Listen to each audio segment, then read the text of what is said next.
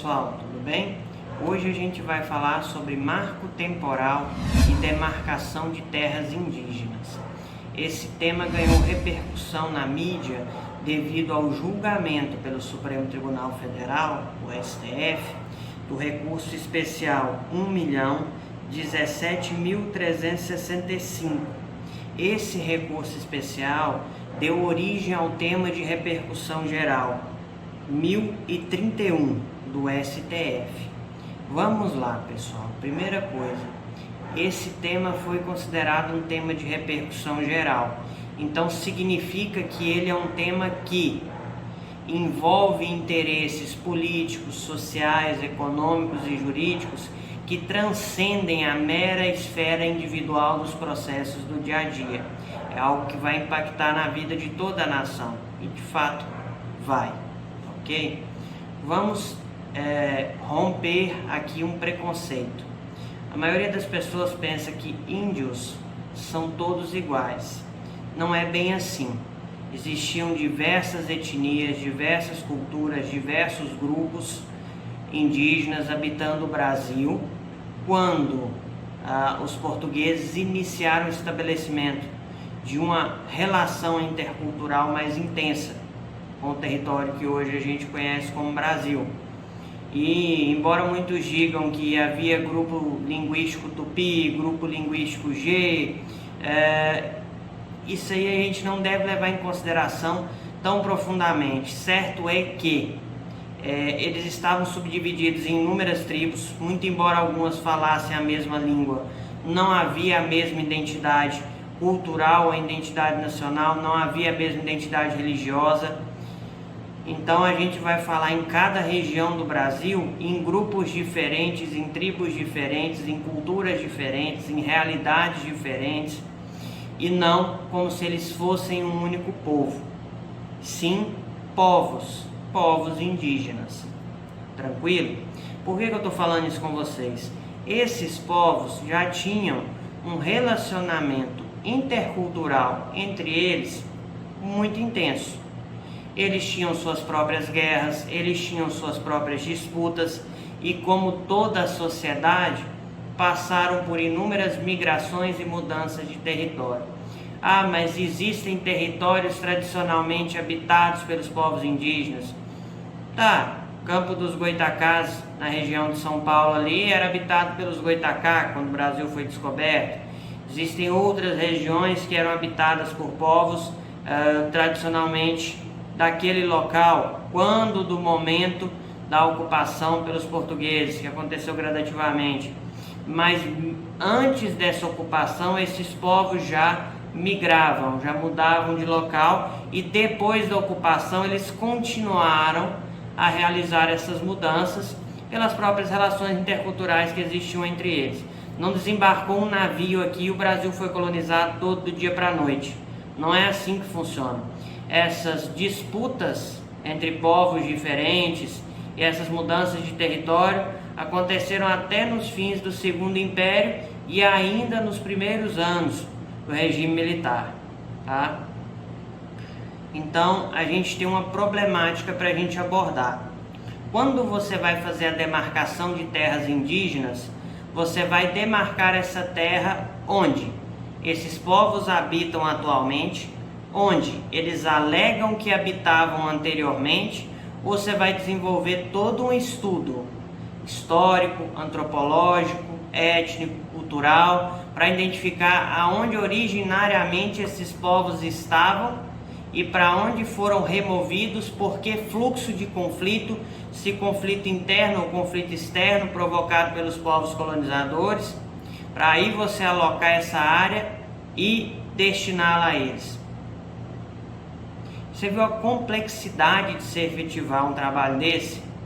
Você sabe o risco que corre desse trabalho não acontecer ou de você expor a uma insegurança jurídica demasiada esse tipo de trabalho?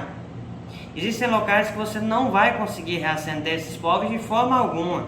Já estão extremamente antropizados pela cultura e os modos de vida da sociedade contemporânea. Áreas que foram tituladas pelo Estado, áreas que são cidades, que são polos comerciais, polos industriais. Você não vai conseguir fazer isso. Então, você restaurar os locais de habitação tradicionais, na maioria dos casos, em estados com a antropização mais intensa, São Paulo, Minas Gerais, em alguns casos, Bahia, Rio de Janeiro, Paraná, é muito complicado. É uma situação deveras dificultosa. Então, como é que o nosso governo deu resposta a essa situação? De 88 para cá. Antes de 1988, não havia essa meta tão intensa de preservação da cultura e da vida e modo de subsistência tradicional dos povos indígenas. O que havia era uma busca pela integração à sociedade, certo? E pelo fornecimento de meios para que esses povos passassem a ter um sentimento nacional de pertencimento ao Estado-nação Brasil. Hoje o foco já é um pouco diferente, mas tem essa problemática. Nós temos que destinar uma parte de terras a eles, eles vão ter a posse e usufruto sobre essas terras vão pertencer à União. Onde serão essas terras? No polêmico julgamento da demarcação da reserva Raposa Serra do Sol, onde houve um intenso conflito, principalmente com o pessoal que era fazendeiro de arroz nas regiões de Roraima, o STF entendeu à época que as terras tradicionalmente ocupadas pelos povos indígenas para fins de demarcação deviam estar sendo efetivamente ocupadas por eles quando do marco temporal da promulgação da Constituição Federal de 1988. Esse marco temporal é 5 de outubro de 1988. Tranquilo? Tranquilo. Então, seriam as áreas que eles efetivamente ocupassem e que fossem indispensáveis à sua subsistência e manutenção de seu modo de vida tradicional. Beleza. Um fator a se destacar. O Supremo Tribunal Federal já entendia que se eles ocupassem essa área, mesmo que sob conflito, mas fossem os possuidores primários de boa-fé, ou seja, se os indígenas estavam ocupando essa área quando a promulgação da Constituição e eles foram a partir daí removidos à força por um terceiro de má-fé, por um esbulhador dessa área e persistiram na luta por ela, ou seja, permaneceram nos arredores, tentaram retomá-la, permaneceram em parte dessa terra, mas não conseguiram, eles ainda teriam direito à demarcação dessas áreas. Lógico que ainda é feito um estudo complexo pela FUNAI e pelos órgãos competentes para identificar a identidade cultural e antropológica existente entre eles e as terras que eles reclamam. Diversos fatores são levados em consideração, mas esse marco passou a servir de segurança jurídica para esses processos, até mesmo para que terras que já se encontram há muitos anos nas mãos de particulares, com títulos emitidos legitimamente pelo Estado ou com títulos que já foram convalidados, já passaram por um processo de prescrição aquisitiva, seja ela particular, ou por um processo de prescrição aquisitiva pública, quando ela ainda era permitida anteriormente ao Código Civil de 1916, toda essa problemática desses títulos que o Estado considerava legítimo e que poderiam ser objeto de uma desapropriação sumária para que essas áreas fossem entregadas ao acervo da União, destinadas aos povos indígenas. Para evitar esse risco, qual terra pode ser indígena? Qualquer terra que eles reclamem como deles. Espera aí, a gente vai ter que fazer um estudo com prazo indeterminado para identificar se essa terra é ou não tradicional. A gente vai ter que fixar elementos para esse estudo, a gente vai ter que fazer uma cadeia sucessória desse estudo de posse e ocupação que vai remontar mais de 500 anos para identificar onde tradicionalmente eles estariam. Das duas, uma. Se esse processo fosse muito rápido, ele seria o responsável por muitas arbitrariedades e injustiças contra inúmeros particulares. E se ele fosse feito com todas as cautelas e os cuidados necessários, ele nunca sairia do papel. Então o marco temporal existe para isso. O marco temporal é uma teoria que traz segurança jurídica à demarcação de terras indígenas. Contrapondo-se a ela, existe a teoria do indigenato, ou teoria da ocupação, que diz que as terras que pertencem aos povos indígenas são todas aquelas que eles tradicionalmente ocupavam em solo brasileiro. Que terras são essas? Todas. Todas as terras eram ocupadas por eles, quando os portugueses atracaram pela primeira vez em nosso solo. Você identificar as áreas que eles ocupavam mais densamente, nem com estudo histórico profundo você consegue. Como eu já falei antes, foram removidos por conflitos com os colonizadores, foram removidos por conflitos internos. Muitos povos se submeteram a migrações autoimpostas de livre e espontânea vontade, buscando melhores condições de aproveitamento dos recursos naturais. Então, existem diversas questões que você tem que levar em consideração. Se você for partir dessa teoria da ocupação e partir do pressuposto que ela te permitiria desconsiderar qualquer forma de propriedade pré-estabelecida em solo brasileiro, você pode praticamente rasgar as garantias previstas ao direito de propriedade da Constituição Federal e rasgar a característica de o direito de propriedade ser imprescritível e absoluto. Pode rasgar a função social, função econômica e função ambiental também, porque não vai mais haver direito de propriedade. Não vai haver mais segurança jurídica no direito de propriedade. É impossível mensurar o risco que isso traz às instituições bancárias que têm imóveis de garantia, aos produtores rurais que estão adquirindo esses imóveis, às comunidades urbanas que estão assentadas sobre essas áreas. É fechar os olhos. Pensem bem.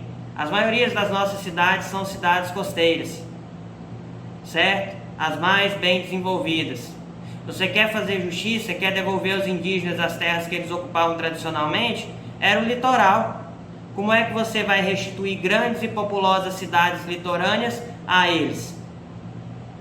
Será que nós vamos simplesmente desocupar as cidades e retornar elas aos estados primitivos de natureza para reintegrá-las? É muito fácil pensar em fazer esse tipo de proposta de interpretação com a teoria tão abrangente e volátil quando você está dentro da segurança do seu apartamento e não está arriscando nada. É necessário a gente abrir a mente para a realidade coletiva como um todo. Quantas comunidades de parceleiros e agricultores familiares, quantos produtores rurais, quantas instituições bancárias, quantas pessoas livres e de boa fé vão ser submetidas ao pêndulo de um risco jurídico que não segue critério algum, além do bom senso dos servidores públicos que forem fazer um estudo social de demarcação de terras. Um estudo social de demarcação de terras que vai ter por base critérios voláteis fundados tão somente na equidade das pessoas.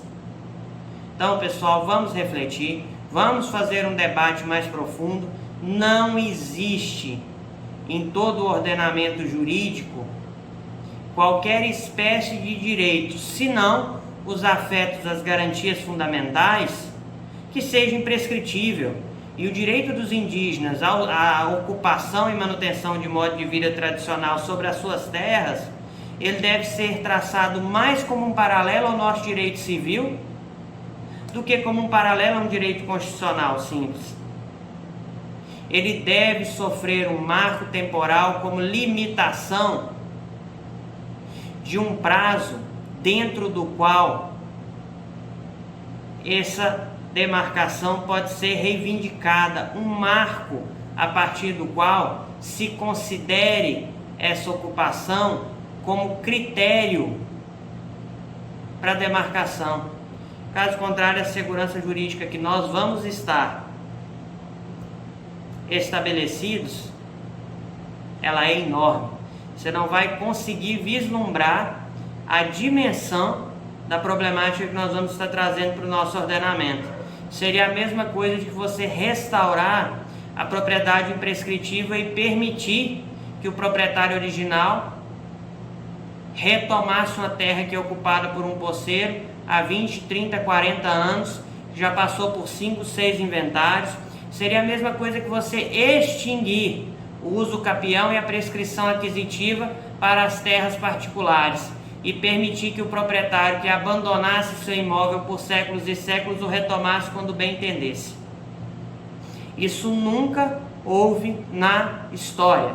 Desde 730 a.C., quando o direito romano começou a se organizar, existe prazo prescricional para reclamação de direito, especificamente a propriedade. Um prazo prescricional que não cai sobre o proprietário, mas que cai como uma prescrição positiva sobre o possuidor, uma garantia por aquele que ocupa as terras, e essa garantia não vai existir mais. Então, é um momento de reflexão, um momento de somar forças, para que a gente não permita que uma teoria que foi construída e estruturada desde os idos do conflito da Raposa Serra do Sol seja convertida em um baluastre de discussão mal fundamentada que visa dar base somente ao caos e à insegurança jurídica.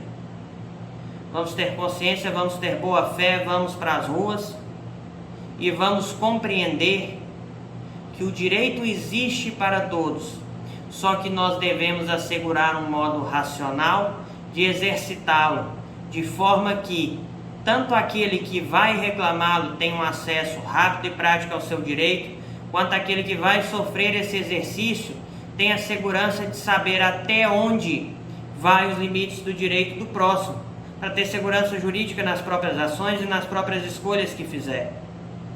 Tranquilo, pessoal? Forte abraço, deixe seus comentários aqui embaixo, manda perguntas no direct, vamos debater esse tema ao longo da semana.